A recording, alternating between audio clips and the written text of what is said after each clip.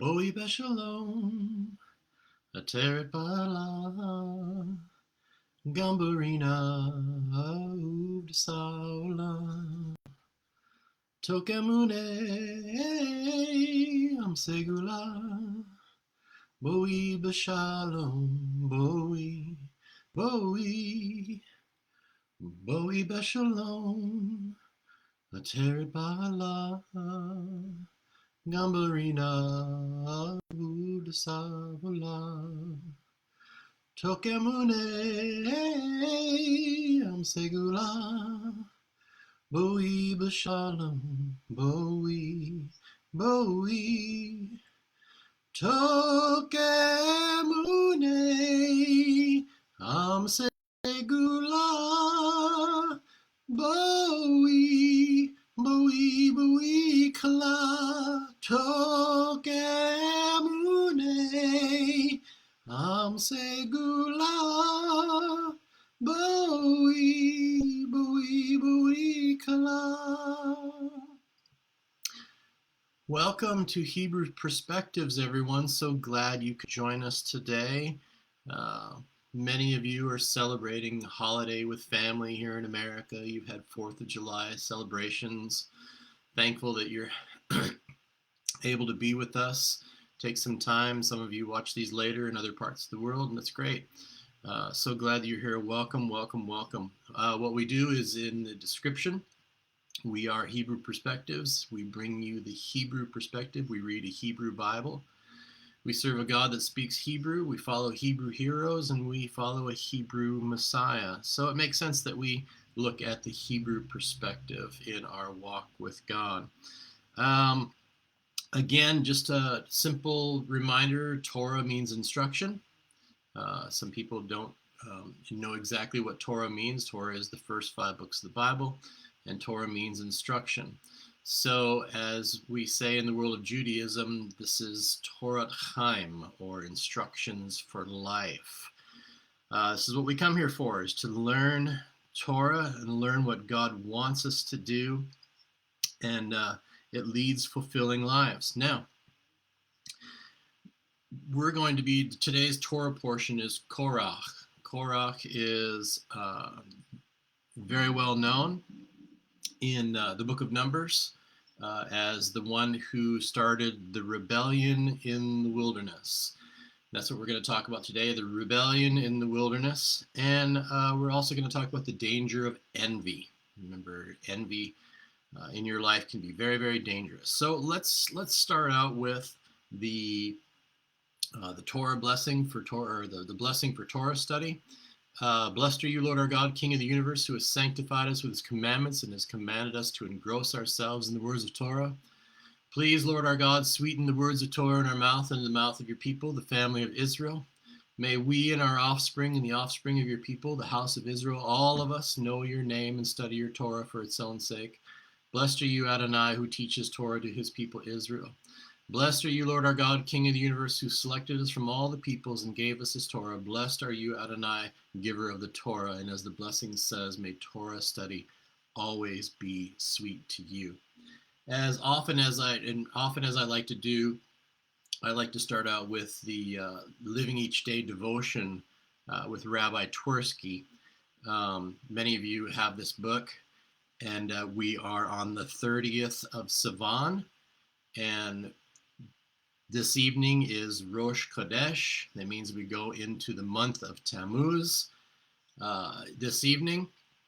And today is the reading for the 30th of Sivan. This comes from Psalms 116:16, which is part of the Hallel. The Hallel in the Psalms is 113 through 118. I thank you, O God, that I am your servant. Yes, your servant, the son of your handmaid. You have loosened my bonds. This verse expresses 2 important concepts. Firstly, we acknowledge our gratitude to our forebears for conveying to us the teachings of Torah that enable us to fulfill our mission in life. Secondly, contrary to popular opinion, Torah is not restrictive. Indeed, Torah provides for the possibility of true freedom. You know what? Let me read that part again. Contrary to popular opinion, Torah is not restrictive. Indeed, Torah provides for the possibility of true freedom. So many of us have heard over the years that the Torah brought bondage, and it's quite the contrary. Quite the contrary. There is no enslavement that is as absolute as that of a person who is under the domination of his passions and internal drives. Unless a person disciplines himself and develops self-mastery, he becomes a pawn at the mercy of his lust, greed, and hunger. Yeah, we're going to talk about one of these things today. You easily fall into envy. Just as an addict is subject to the unrelenting dictatorship of alcohol and drugs, so does the undisciplined individual lose all freedom of choice. Torah teaches restraint, discipline, and self-mastery, thereby actually loosening the bonds, and enables the person to exercise true freedom of choice. Torah brings freedom. In the book of The Path of the Just of chapter 1, it says, "A person who does not use his intelligence to avoid that which is harmful to his soul is lower than an animal or beast. For the latter instinctively protect themselves and will flee from anything that they perceive as dangerous." Now, animals do not indulge in excesses. In their natural habitat, they are neither obese nor addicted. Why is indulgence to excess restricted to humans? The answer is that each biological drive has its endpoint at which it is satisfied. Man, in addition to biological drives, also has a craving for spirituality, a need for a closeness to God. This is indeed an infinite craving which can never be fully satisfied. But when a person does not recognize this need and does not identify his need for spirituality, he may try to satisfy this undefined need by those methods that have provided him with some pleasure. He will therefore eat, drink, or indulge in physical pleasures in a futile attempt to satisfy spiritual cravings. Since none of these methods can fill the spiritual void, he futilely continues to indulge in achieving nothing but frustration. For a person to be happy, his spiritual needs must be recognized and appropriately addressed. When we look at the word for a righteous one in Hebrew, which is a zadok, that word zadok it's the letters Zadi, Daleth, Kuf, and that word broken down means it's basically a man who controls his flesh and subduing his flesh, not bringing harm to his flesh, but bringing it under control. It means the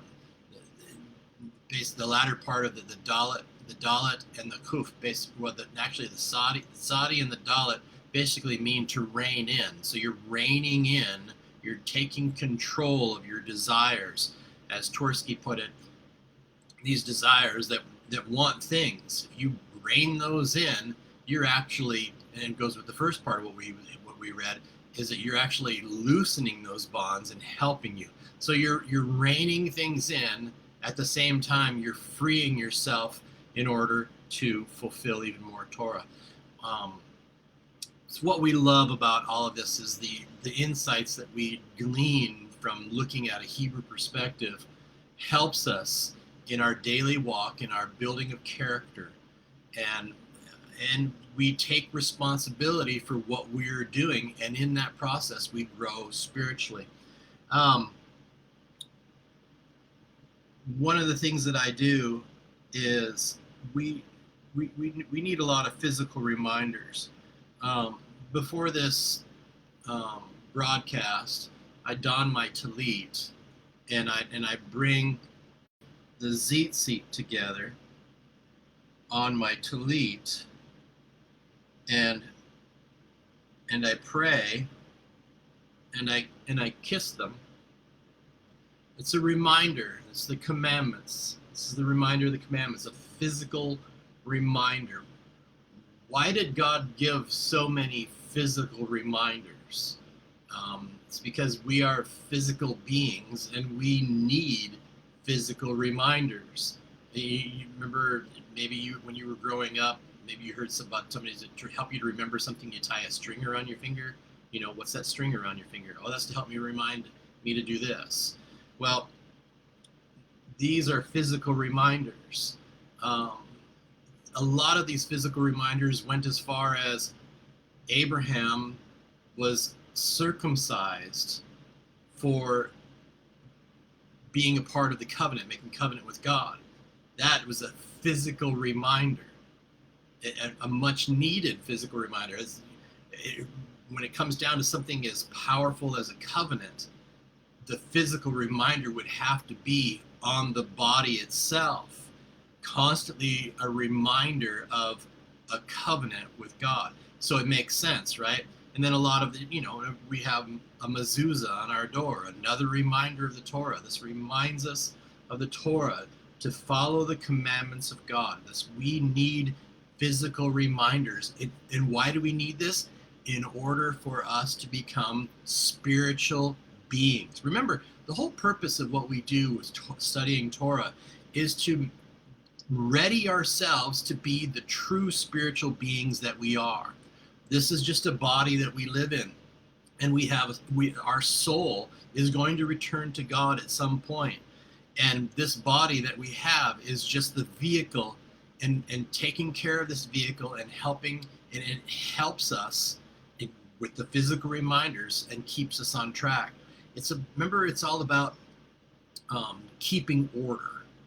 When things get out of order, things start doing that ripple effect. You drop a rock in the water and the water ripples, and things change. And so, but when you stay in order, when you follow the direction that God wants us to follow, order is maintained. Some people see that as restrictive, but it's really not. It's staying within the realm of what we're supposed to be, and that is a future spiritual being residing with God. So again, we're talking about Korach here today, and the rebellion in the wilderness, and the danger of envy. And I wanted to start with, I've got my Hebrew Gospels, and wanted to start with Mark chapter 9. And I'm going to go ahead and read verses 40 through 50. And for whoever is not for our foes is for us. This is the Messiah speaking. For all who let you drink a cup of water in my name, because you belong to the Mashiach, amen, I say to you, he will not lose his reward. Interesting. Talking about reward.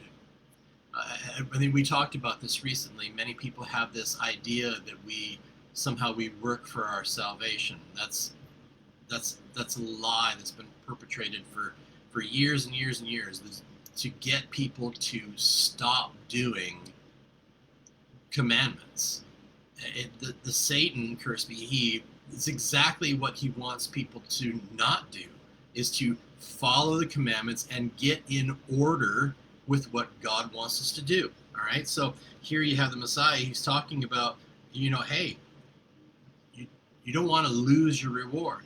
Do we get rewarded here on earth? We spoke about this last week, or I can't remember exactly when it was. We do. Most of our reward will be in heaven. Most of our reward will be in the world to come. But we are rewarded, like we were saying earlier. Your bonds are loosened. You become freer and freer the more that you do this. All right, continuing on. And whoever causes one of the little ones who have faith in me to stumble, it would be better for him to have a millstone hung on his neck and be thrown into the sea. If your hand cause you to stumble, cut it off. It is better for you to enter life and be an amputee than to have two hands and go into Gehinnom. Gehinnom is a word for, another word in Hebrew might be Sheol. People often refer to as hell. And many people believe that Jewish people do not believe in hell, and of course that is not exactly true. It's all throughout the Talmud.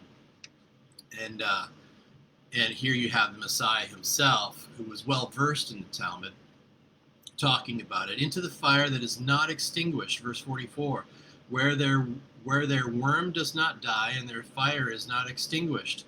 If your foot causes you to stumble, cut it off. It is better for you to enter life and be lame than to have 2 feet and to be thrown into Gehenna, to the fire that is not extinguished, where their worm does not die and their fire is not extinguished.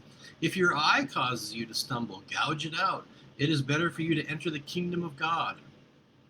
Remember, the kingdom of God is a euphemism for entering into the Torah. All right, so remember what we're talking about here. A lot of every prophet leading all the way up to the Messiah at this point, everybody is preaching teshuvah. Teshuvah means to return to the Torah. So this is what it's all about. So saying the kingdom of God is basically saying if you want to be part of the kingdom of God, you need to control your base desires, your lusts, your envies, all of these things. They need to be put into control. And this is what he's talking about. And he's using terms that are really catching your attention. All right? I mean, I would hope that you would never get to the point where you're like, I need to cut off a hand or a foot or gouge out an eye to keep me from doing something. We have the strength to be able to go beyond that and do much better than that. And the Messiah is using very drastic and very ear-catching verses or words here to help us. So if your eye causes you to stumble, gouge it out. It is better for you to enter the kingdom of God having one eye than to have 2 eyes and to be thrown into Gehenna, where the worm does not die and their fire is not extinguished. For everyone will be salted with fire, and every sacrifice will be salted with salt. Ooh, wait a minute, what's going on here? Everyone is going to be salted with fire, and every sacrifice will be salted with salt. Salt is good, but if the salt becomes tasteless, with what can it be fixed? Have salt within you, and let there be shalom among you. Have salt within you. What's going on here? That's the biggest part of what we wanted to talk about here, is what is happening here at the end part of this. And so I've got my book on Billerbeck and Strack, which brings out a lot of Talmudic references that you find when you're going through this. This is a really so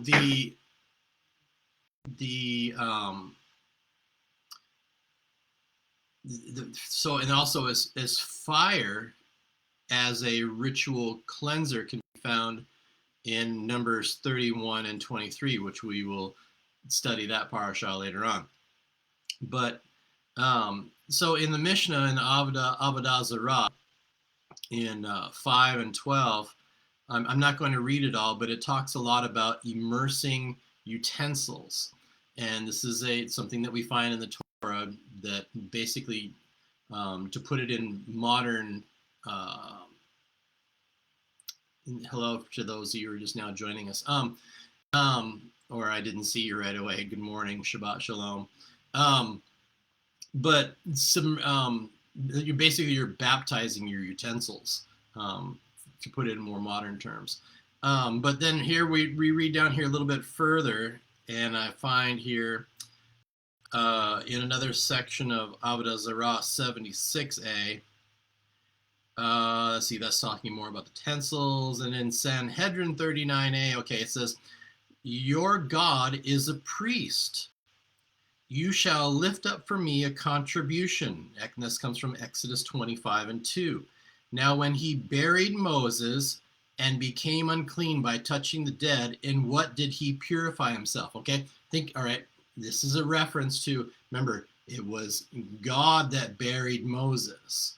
This means that God, when he touched Moses to bury him, he became unclean. He himself became unclean, and he must be purified. Now, does this mean that, remember, unclean does not necessarily mean, pardon me, that it's sin. It just means you become unclean. You're ritually impure. So God put himself into a situation by touching Moses and burying him and becoming ritually impure. So how does a God immerse himself and purify himself? Well, as this says here, let's read on. It says, now when he buried Moses and became unclean by touching the dead, in what did he purify himself? In water? It is written, who has measured the water in the palm of his hand? Isaiah 40:12. So God, all of the water that's in existence, a reference in the palm of his hand. Remember, the hand is like the letter Yud. And Yud basically means hand or arm. And it's in the Hebrew, when you look at it, it's a very lofty letter. It doesn't touch the top line. It doesn't touch the bottom line. It's considered a heavenly letter, and it's a part of the ineffable name of God. And so, thus, all the water that exists is not sufficient for God to take a purifying bath. So if it all fits in the palm of his hand, how can he submerge himself in it? He cannot. Remember, the very first commandment in the 10 statements in Exodus chapter 20 that God gives at the first one of the 10 commandments is, I am the Lord your God who brought you out of Egypt. That's basically, he was saying that he's beyond us. That's what it means when he was saying that. Now, Rabbi Abahu answered, he immersed himself in fire. And then it talks about the Lord in Isaiah 66:15 will come in fire. What, said the sectarian, there is a baptism of fire? Certainly, Rabbi Abahu replied. Mainly, the immersion and purification to be brought by it takes place in the fire. See, everything that can endure the fire should pass through the fire, and it will be pure. But everything that cannot endure the fire, you must let it pass through water. Numbers 31:23. So then as you continue on, as we were reading there's many references in the Talmud about the sacrifice being salted with fire. A lot of it has to do with Yom Kippur and has to do with preparing the incense and all the details that go into what was in the incense. And I could list it out here, and it's like 368 parts of what went into that incense. And it had to be exact. It had to be perfect. It had to be the smell that God was looking for. This is one of those things that many people do not realize, is that the Messiah, when he returns, there's going to be an aspect of he is going to draw you in close, and he's going to draw us in close, and he's going to smell us to see if we have the smell of the Garden of Eden upon us. See, we've just been he's talking about Gehenna, and many of the things of the opposite of that is the Garden of Eden, which is essentially what we're trying to do. We're trying to return to paradise, are we not? And so remember when we talked about Isaac, and when he was on Mount Moriah, and Abraham was going to sacrifice him, that at that point when he was about to be sacrificed, that his soul left his body and went to the Garden of Eden, and he had on that coat, the coat of Adam, which had been in the Garden of Eden. Or, well, no, he didn't have that coat on. That coat comes later. But anyway, it had been passed through the family. We talked about this. You can go back to the portion on Isaac being sacrificed, and you can go back and review that video if you need to. But the point, I don't have a whole lot of time to spend on that. But the point is that Isaac went to the Garden of Eden so he could smell that smell. And then when he embraced Esau, he smelled that smell. And that's one of the things that messed with his head in thinking that Esau was a righteous person. It was, but actually remember, it was Jacob who was wearing it. And so but anyway, I really chased a rabbit there. But the point is that we're talking about all this now. A lot of it has to do, again, with the Day of Atonement, things that were allowed and not allowed into that incense. And so Ezekiel 4 and 43 and 24 can help us a little bit on this. You shall offer them before Adonai, and the priests will sprinkle them with salt and offer them as a burnt offering for Adonai. This comes from Josephus and 3:9 and 1. If a private individual brings a burnt offering, he must slaughter a bull or a lamb or a goat. After they are slaughtered, the priests wet the altar all around with blood. Then they clean it and cut it up. And after they have sprinkled it with salt, they lay it upon the altar. Also from the Talmud Menachot 20a, Rabbi Simeon, who was around the year 150, says about Numbers 18 and 19, this is an eternal covenant of salt. And it says there in Numbers 25 and 13, a covenant of an eternal priesthood, just as sacrifices are not possible without the priesthood, also the sacrifices are not possible without salt. So here you have references. Many people are wondering, I had somebody say just recently, it's like, you might as well just go back to slaughtering and doing sacrifices. Well, Ezekiel talks about how the sacrifices will resume when the third temple is built. So here you have references of the priesthood being eternal. Many people think that the Aaronic priesthood has been done away with, but how can it be done away with when it's an eternal thing? Remember that word eternal. A lot of people seem to want to redefine the word eternal, which means forever.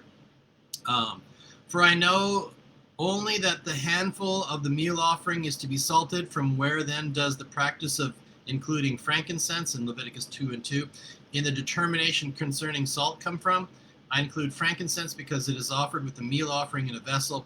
From where does the practice including the frankincense offering come, which is offered? So this is going off into the, let me skip down here a little bit. And we're going to the Mishnah. You shall offer salt with all your offerings. The Mishnah is Zevahim 6:5 in reference to Leviticus 2 and 13.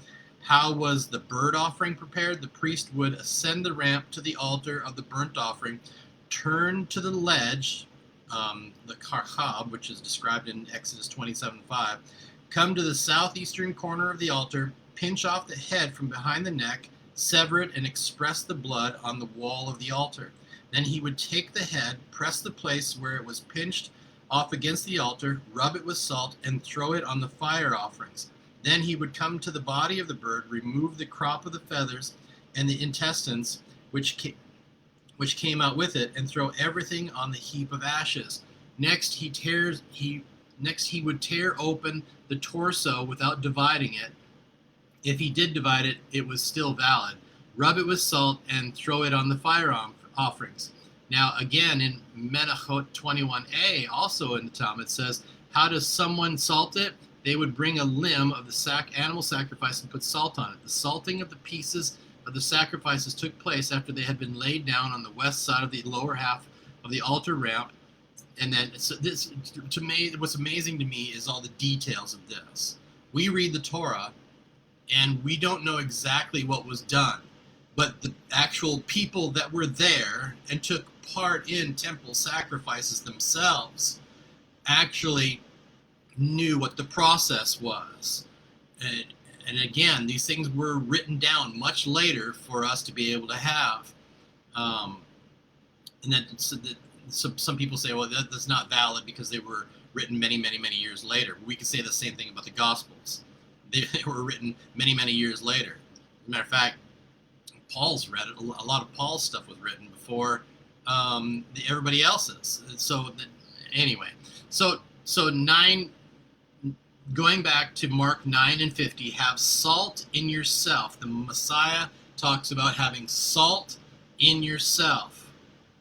Now, it's like keeping it in the family. And people have trouble with cliques. It's true. Everyone can fall into that and suffer with that a little bit and see it, and you're kind of envious. It's like, why does he get to do that? Aren't we all holy? And that's one of the things that Korach said. We're all holy. We're all separated unto God. And he was of the tribe of Levi. And so Korach succeeded in convincing hundreds of people that basically that Aaron shouldn't be the one to be the high priest. And basically this instigated a rebellion. So Moses, of course, being the great and humble man that he was, this distressed him very, very much. If you've ever, I've dealt with a Korach situation, and it's not an easy situation. And every time somebody falls into this Korach situation where they fall into the envy and they let it overtake their lives, they never come out of it. Does it mean that they can't not completely come out of it? There's always the possibility of teshuvah. But if you allow envy to overtake your life, what happens is it's a very hard road to come back. So basically, just kind of overviewing what we're talking about here. So Moses basically wanted to put an end to this rebellion, and he put up a test that would be worthy. And so for everyone to bring those that wanted, of these people that were part of the rebellion, to bring an incense offering. Now you remember what happened to Nadab and Abihu. They brought strange fire and died for going, for what they did. And so Moses wanted this to be a public sign from God to prove that Moses was in the right and Korach and his men were in the wrong. Basically, so the bad guys lost. But let's talk about envy a little bit here. All right, envy is you're wanting something that you cannot have. Aaron, essentially, because Moses appointed Aaron, was because God said to. Yeah, this was divinely decreed. Divinely decreed. And so basically, Korach was having something that he could not have. Now, can we say that if Korach would have came to God about it and said, hey, is there something that I can do to elevate myself, to draw closer to God, to be, to have this kind of spirituality? We have a reasonable God. I'm sure something would have, the Torah might have been changed, but this is not, the story might have turned out different. But obviously here, what has happened is we have a story to help us to understand that envy is a killer. Envy is a killer. So Rashi quotes the Midrash, which raises this question: how could Korach, a wise and learned person, act so foolishly? The Midrash answers that Moses had appointed another Levite to be leader of the tribe of Levi, and Korach was envious of this. Clearly, Moses had the full faith and trust to make the decision. After all, it was Moses who led the people through the wonders of the escape from Egypt. It was Moses who brought the Torah down from the mountain. It was Moses who was getting directions for everything. All right, some people, he had trouble with this. But, of course, this doesn't fully answer the question, does it? All right, so can envy so deprive you of logical thinking that you would deny the evidence that is right before your own eyes? Oh boy, this sounds familiar, doesn't it? Yeah, the phrase of "don't confuse me with the facts" kind of comes out. I've been bringing some people facts lately, and they're just having trouble with the facts. Emotion ends up overriding the facts. And envy, whatever it may be. In this case, it's envy. So Rabbi Chaim Shmulevitz helps us to understand this. He cites the Talmudic statement, envy, lust, and pursuit of acclaim remove a person from the world. This comes from the Ethics of the Fathers 428. The expression remove a person from the world is rather strange. Rabbi Shmulevitz explains the deviation from proper behavior is a very gradual one. The Talmud says that the tactic of the Yetzer Hara, this is the evil inclination, is to seduce a person to commit a very minor infraction, then lead him on to progressively more serious transgressions. But we can fight that seduction by using logic. Remember, I said people get overcome by emotion and logic goes out the window. But what if envy enters the mix? All right, so one of the things I wanted to point out here about this is that when we read the first aliyah this week, if you were following on this week and you're reading, you'll notice that in here it says that Korach, son of Izhar, son of Kohath, son of Levi, separated himself. Whoa, what are we talking about here? Basically, took a step back and said, you have to be careful not to separate yourself from the congregation. If you're going to be separated and become a shliach, a sent one, that's essentially what the word for apostle is in the Hebrew is shliach. Or we did parasha shalach not too long ago, which he sent the spies, and we see how that turned out. But what we have here is that you add the letter Yud to, again, there's that letter in the name of God. You put God into the situation, and you're sent on a mission for God. All right? And so anybody can be a sent one. You're taking the Torah and you're bringing it to someone else. So initially, anyone can be an apostle. But there are certain aspects, and the Messiah was a great one for that.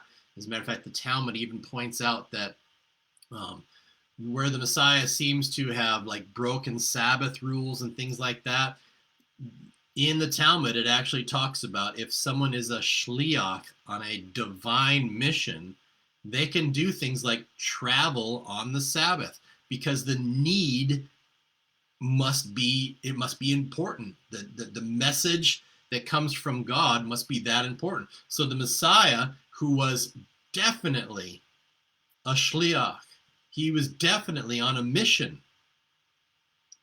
didn't necessarily willfully break those laws, but he had the power to be able to move about and do what he needed to do in order to bring about salvation to people. All right, it's this. I know this. It seems like people have a little bit of trouble with this, but he was not breaking the law. You can find these references. I'll have to remember exactly where the Talmudic reference is. I think it was last week when we didn't do a broadcast of Shalom, but I was able to.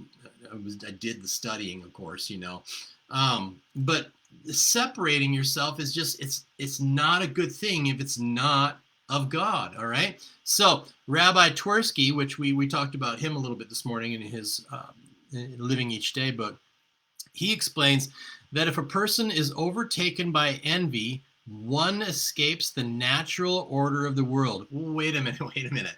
So what were we talking about here in the beginning? There's things that knock you off balance and put you out of order.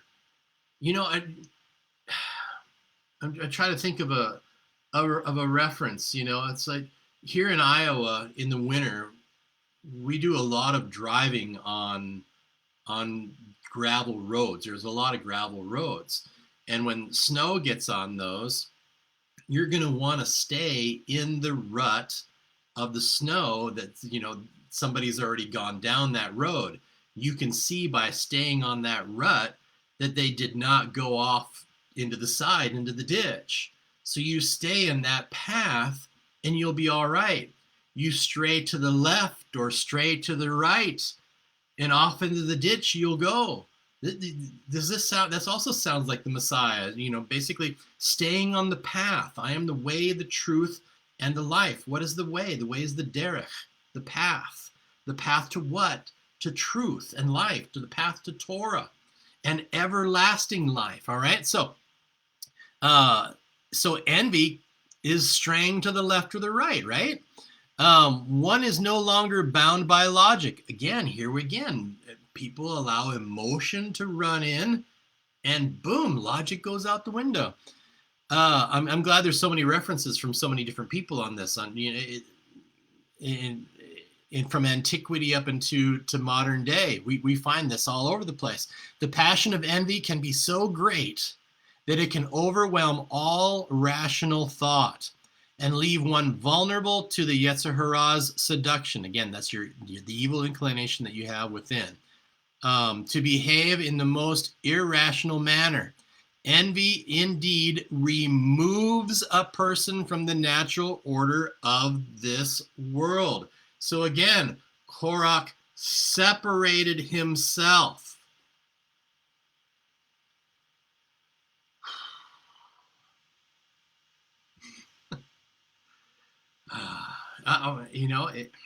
So what's the lesson in this for us? What's the lesson in this? What basically, what happened with Korach is that we are all vulnerable to envy. We're all vulnerable. Envy is not, envy is an emotion. Remember, people allow this to become emotional. Is emotion wrong? Of course, emotion's not wrong, but allowing it to control your life is where you start running into problems. Now, envy may not be easy to identify. Let me give an example. Many people in today's world, maybe you hear somebody say, I really love Israel and I love the Jewish people, but I don't want to do any of those Jewish things. That borders on a little bit on anti-Semitism. But then there's the aspect of there's a little bit of an envy, so to speak. People want to have that acclaim of being a chosen one of God, but do not want to be like the chosen people of God. You see what I'm saying here? So there's a little bit of an envy they may not see or may not realize that they're being a part of, that they want to be chosen. They want to be like the people of God, but they don't want to do the commandments. They don't want to follow the Torah. There are many people like this. Some of you probably have run across folks like this.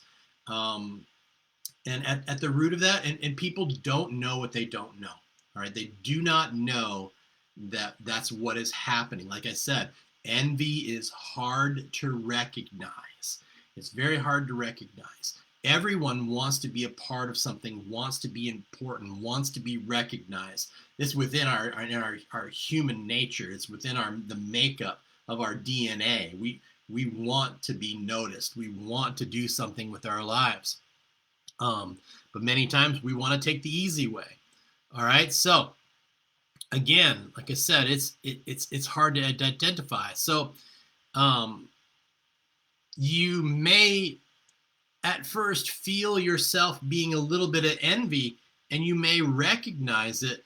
But the problem is that the more that you escape the logical thinking that you need to have, the critical thinking that you need to have in your life, it ends up making you do things that you'll one day regret.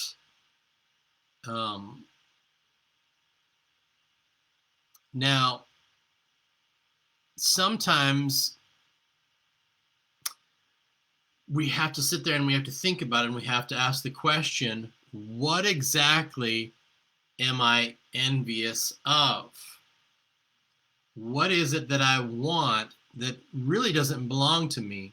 So that is one of the things that you do that helps you to identify whether or not you're thinking logically. It gets you back on the right path. It's not wrong for you to have these safeguards in your life. It's like, am I envious of this? Am I envious of this person? Am I envious of this group? Am I envious of this person in this position, in this job? What is it? What is it that's causing me to do this? So basically, we just have to simply pay attention. Now, in the little bit of time we have, let's talk a little bit more here. So let's do a little bit of review, and on our way up to finishing, maybe we'll get an insight or two in here. So Korach, as we're talking about, he's staging a rebellion against Moses. He's trying to do a power grab, all right? And after the test, when they're swallowed up by the earth, now the people, they protest, and a plague happens, and of the staffs that were submitted by all the clans, only Aaron's blossoms, proving that he was the chosen one of God. So the Israelites are instructed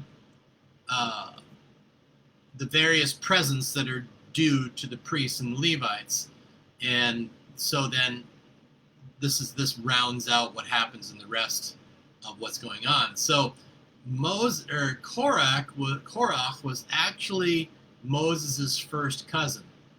So he gathered 250 men of renown. These weren't just ordinary folks. Many people do not realize, but Korach was a very rich man. God had blessed him with much wealth coming out of Egypt. And basically what is happening is Korach, he explains it as being power hoarding. There's this, and you'll see it in a lot today. People have this, they like power. My solution to that is, if you are craving power, try using the power of the Torah to rein in your own emotions. That's where power comes into play. If you want power in life, that is where it needs to be done. All right, so basically,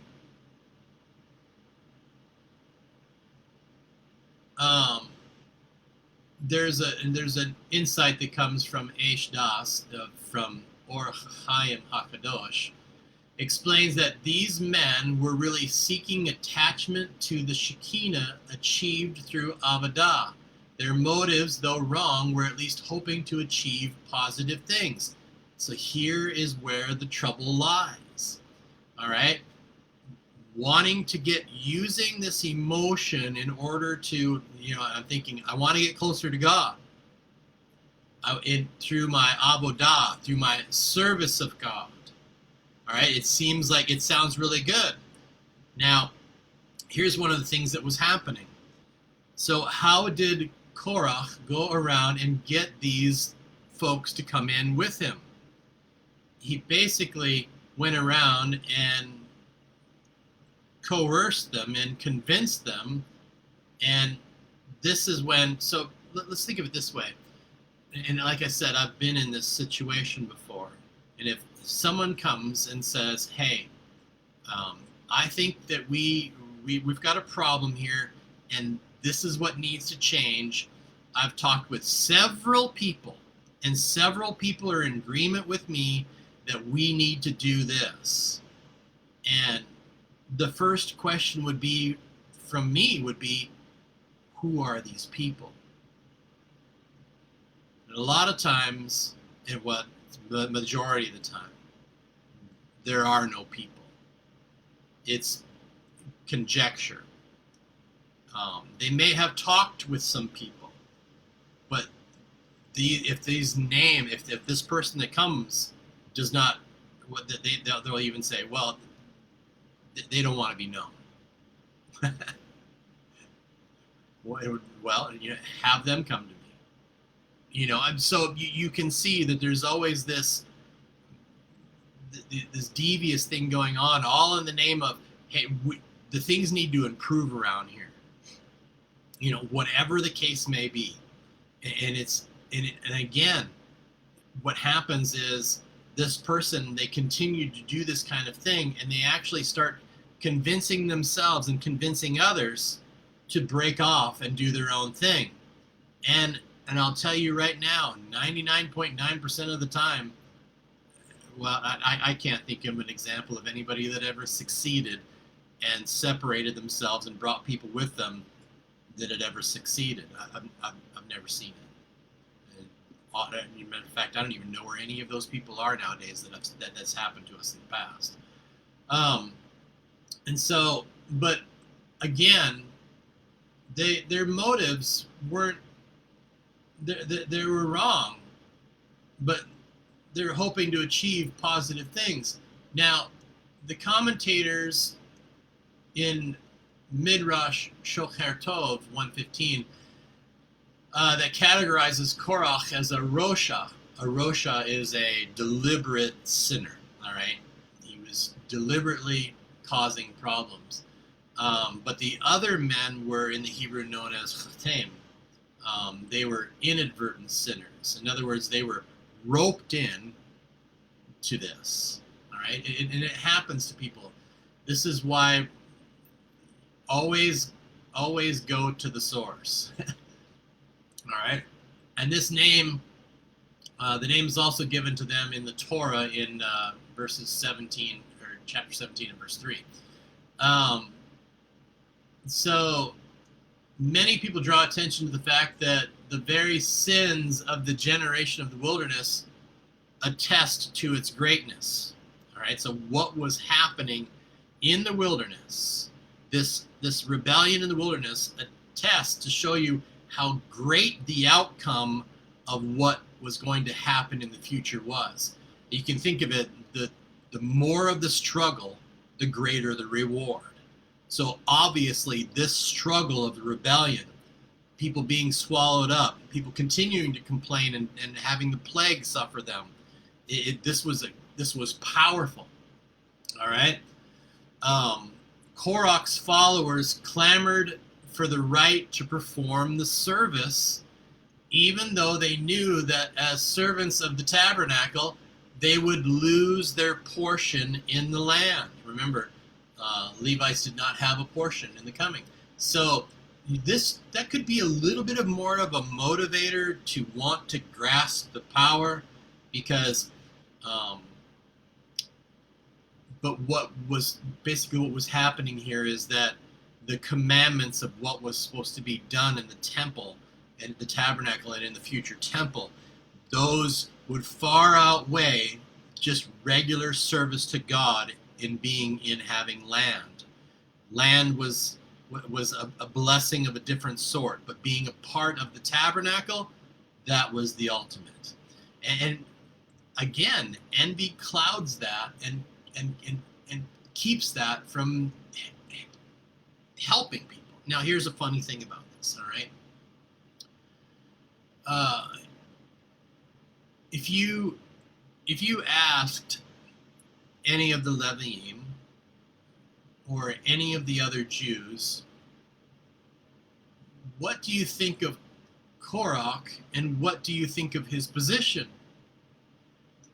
And everyone would have said the guy is, behold, the guy's angelic. He's great. We love him. He's a great leader. He has a great position carrying the ark. Let me finish with one final insight here. So he's he has the holy ark. You think of it, he's carrying it on his shoulders. What's in there? It's the Torah. How can you be any closer?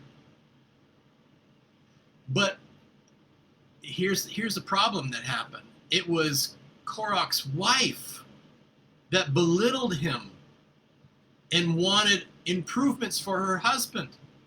Now remember, our wives are the ones that help us to return to Torah, to help us do teshuvah. Adam had a helpmeet in Eve. What was that very duty that she was supposed to do? It was very simple. Have you prayed today? Did you study some Torah today? All right, so that's the duty. Because as a man, we can easily, like we said, we go off chasing emotional things and doing other things. But our wife helps us. She's our helpmeet. So you can see here how she, in error, was misleading her husband. We can see the same thing. Remember back in Purim, the story of Haman and his wife. Her advice eventually led to, him and his sons being hanged from the gallows that he built. So the power of having a godly wife is very, very important.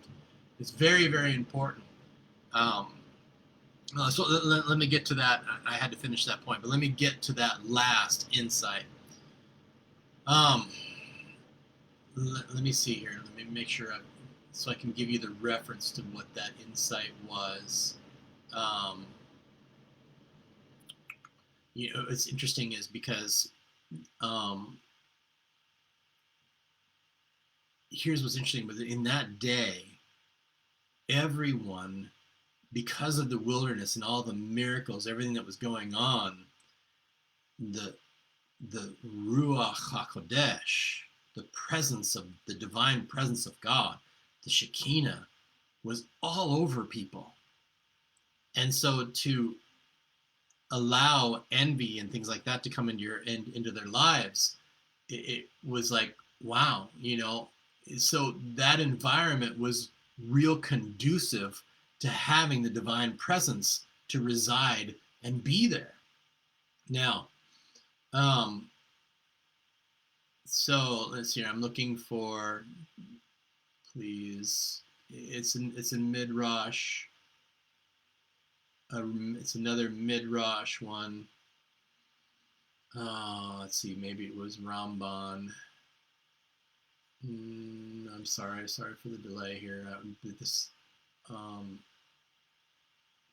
And I know I've got it in the notes here. It's interesting. It's like there's so many more insights that we can't even get into. The earth's mouth and the mouth of God, and how the earth closed up on them, and it's like it wasn't even. Okay, so this is why this fits in with what we're talking about here. So in maybe it is. Okay, so according to Rabbi Silver, Korach, remember he was saying that all the people were holy. I've gone over an hour now. And then Korach, trying to remember where this reference is. I think it's in the Midrash. But Korach's wife made him and his followers garments made totally out of techelet. That is the blue color that's in the tzitzit. All right. It's a very rare color. It comes from it's a dye from a shellfish extract. I forget exactly what it's called. But if you cannot have blue in your tzitzit to make it kosher tzitzit, you have to have it white. So I don't have the blue, so I'm white, because white is an absence of color. You can't just have any color in your tzitzit. So now, when we look for something, so she made Korach and his followers garments made totally out of this. Now, where else, besides, the tzitzit, where else was this techelet used? And it was used with the holy vessels of the tabernacle. Each one of these were covered in, basically they were covered by a garment, of, so to speak, of techelet. So here now they're dressed in techelet, and the ark and everything that's covered is covered completely while traveled in techelet. So now they're wanting to be, basically his wife said, you're so important, you need to be noticed even more, you and your followers. And so he and all the Leviim were specifically instructed that they are not allowed to even sneak a peek at the holy items or they will die. The word used in the Torah is the holy vessels were consumed or swallowed by the coverings of the techelet. So you see here, when it was draped, or I don't know why I'm not getting the right word. I want to say garment, but you can basically say the tabernacle itself is a garment of God. You can say that, like, and the veil was like a tunic of God. And so, but that's why there's a lot of references to garments in referring to the tabernacle. So you have this. It's basically it's put over the ark, and it's basically swallowed, or it's wrapped in this techelet for transportation. So here you have then measure for measure, as God does things. These traders were swallowed up by the earth. And I thought that was a very, very interesting insight. So Korach, here's the interesting thing, is that Korach's sons were saved, according to the Midrash, because they immediately did teshuvah when Moses' incense burned, and the 250 rebels, their incense, their gift was not accepted, because the 250 were immediately annihilated by fire. I can't help but think about what we were talking about earlier in the Messiah. It's like, here now seemed like an offering that taken by God himself. They should have had some salt in them. They should have had some salt with them. Folks, and this can be very sobering and at the same time very enlightening. And if anything that we get out of this, the lesson here is that, Lord, help us to recognize when we are falling into envy. And one of the things I've always talked about is if you seem to be focusing too much on yourself, your narcissism runs rampant in this world. Anybody can fall into it.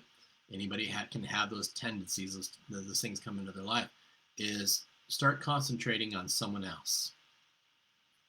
Concentrating on somebody else's need. Find a need, find someone who needs help, and take care of them. This will take the focus off of you as you bring others under the wings of the Shekinah. Boi Shalom, Tered Bala, Gambarina, May the Lord bless you and keep you. May the Lord, May the Lord bless you and keep you. May the Lord be gracious unto you, or may the Lord bless you and keep you, guard you. May he shine his countenance upon you and be gracious unto you. May he turn his countenance toward you and grant you shalom. Shalom.